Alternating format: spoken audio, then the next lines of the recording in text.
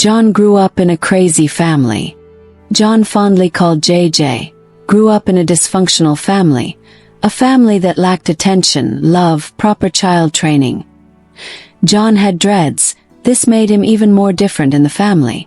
They made fond of him a lot as a child, especially at school, but he refused to cut his hair. He felt alone and abandoned. He wanted attention, and he craved it from his very busy parents. However, he did not get the attention he craved, which made him very sad. The rain pounded against the roof of their house, but the sound did nothing to mask the silence inside. John sat in the corner, staring at the door, hoping that his father would walk in and notice him. John whispers to himself, maybe today he'll see me. But his father, he never did. John, the last-born in a family of 4, lived in a house filled with people yet devoid of love. John's father was an accountant at Spark Oil Company. He was well respected in the community and admired for his dedication and generosity. But that generosity never extended to his own home. He spent long hours at work.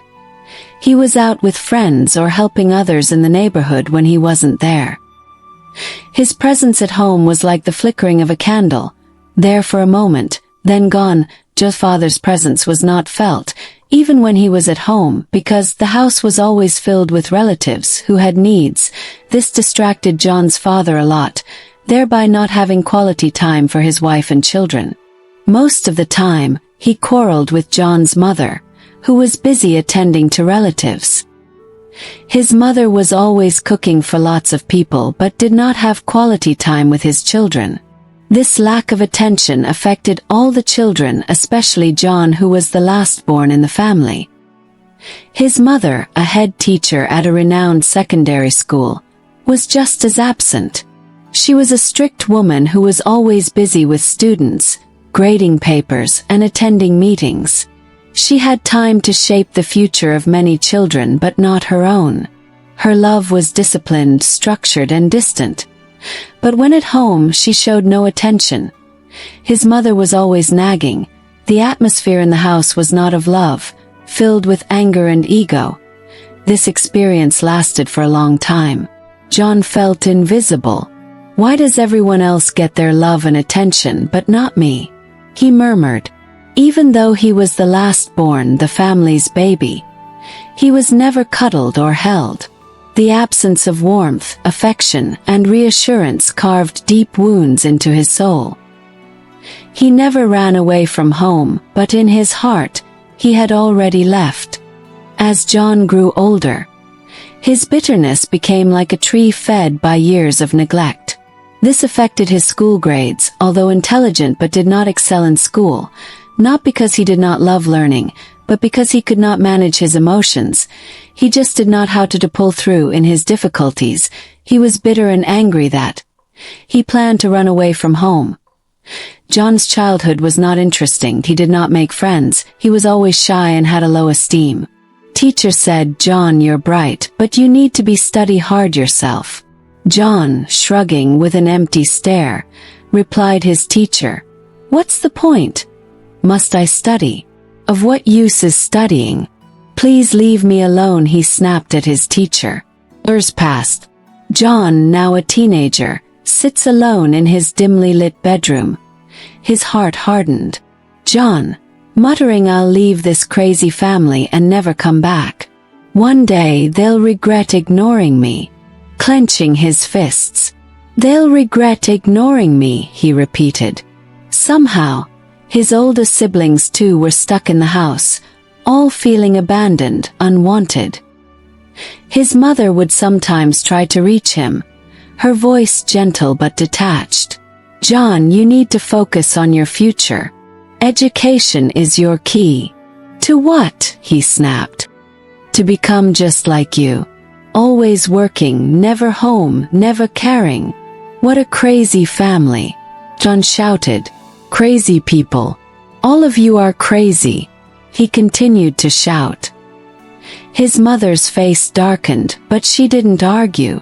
She simply sighed and walked away. That was how she handled things, by avoiding them. His parents did not know better, although they provided a lot of comfort for the children, sent them to the best schools. They had house help at home doing all the chores, but all these did not help out in training the children properly. His siblings did not learn how to do house chores. Nobody could cook or do simple house chores. The atmosphere in the family was always filled with anger, shouting, fights, quarrels. All these affected them greatly as they moved on in life. John's father passed away when he was just a few years old. He barely remembered him, except as a distant figure who was more present for the world than for his family. His mother carried on, burying herself deeper into her work, expecting John to simply grow up without guidance, without affection. The death of John's father shook the foundation of the family. His absence made things worse. It was a very big blow on the family.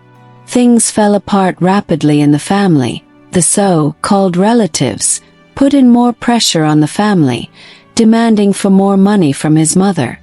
By the time he was in his late teens, John had lost all motivation. The pain of his childhood weighed him down. Unlike his siblings who had found success in various fields, John remained stuck. He couldn't obtain his school certificate, not because he wasn't intelligent, but because his mind was too clouded by resentment to focus. His siblings found love outside home. They were not able to coordinate life properly. His eldest sister Mary, the firstborn, unfortunately found herself with wrong men, who promised her love but later abandoned her. She eventually got pregnant outside wedlock. She learnt in a hard way. For the next 30 years, he wandered through life aimlessly. Job opportunities slipped through his fingers. Relationships failed before they could even begin. His anger poisoned every interaction, making him difficult to be around. He resented his relatives, his siblings, the world itself. Why should I care about anyone when no one cared about me? He often thought. He repeatedly blamed his parents for where he was in life, stuck and stagnant. He refused to acknowledge his own choices and continued to lash out at his siblings, growing more bitter with each passing year. Some years after John received the news, his mother had passed away. He hadn't spoken to her in years. He felt nothing. No sadness, no relief, just emptiness. Even when he heard about her death, he refused to attend the burial. He was still very bitter, saying, "She made me who I am." He refused to listen to anyone who tried to convince him otherwise. He kept saying he regretted being born into that crazy family. He never forgave his parents and distanced himself even further from his relatives. "She never cared about me when she was alive. Why should I care now?" he told a cousin who tried to reach out. Even after years had passed, he never visited his mother's grave. He avoided all family gatherings, carrying his bitterness like a shield. He was practically not moving forward in life, stuck in a never-ending cycle of anger and regret. John's rage exploded when his elder brother, David, reached out to him over the phone. "John, we need to talk. You can't keep pushing everyone away. You don't understand, David. You never felt what I felt. You had more time with our parents. You weren't forgotten." "That much," John shouted, veins pulsing in his forehead. David sighed. "Felt it too, John. But I chose to heal." John's anger faltered. For years, he had convinced himself that he was alone in his suffering, but David had lived in that same house. David decided to go look for his brother John. "He is my blood. It's been years. I have not seen my brother for years now. I do not even know how he looks, David muttered to himself sadly. After so many years, David finally found his brother John. John, now more matured, was unrecognizable, unkempt, weary, lost, though happy to see him, but was sad because they were all far apart. David was hopeful because he kept praying for his siblings to reunite. How did you move on? John asked, his voice cracking for the first time in years. David placed a hand on his shoulder. By realizing that forgiveness isn't for them, it's for me. They were broken, John, just like us. But I refused to let their absence define me. I chose to build a life beyond my pain. David explained to John how he was advised to seek psychological therapy, which he did. David encouraged John to do same, seeking for a psychological therapy. John was advised to serve in church to begin his healing process. At first he refused, but eventually he decided to help with a youth mentorship program, guiding troubled teens. He saw a reflection of himself in their struggles. Slowly, he started to understand that healing was not about forgetting the past but about breaking free from its chains. After some months, he agreed to undergo a psychological therapy. Although at first, John didn't believe in healing. He had held onto his pain for so long that it felt like his only identity, but slowly, with the help of some elders in church, he decided to make peace with himself and God. But one afternoon, sitting by his mother's grave, he spoke the words that changed his life. "I don't forgive you, Mother," he admitted. "Not yet. Maybe not ever. But I refuse to let this emptiness define me anymore." And for the first time a weight lifted. It was not an instant transformation. Healing took time. He went to therapy, confronted his fears, and slowly reconnected with his siblings.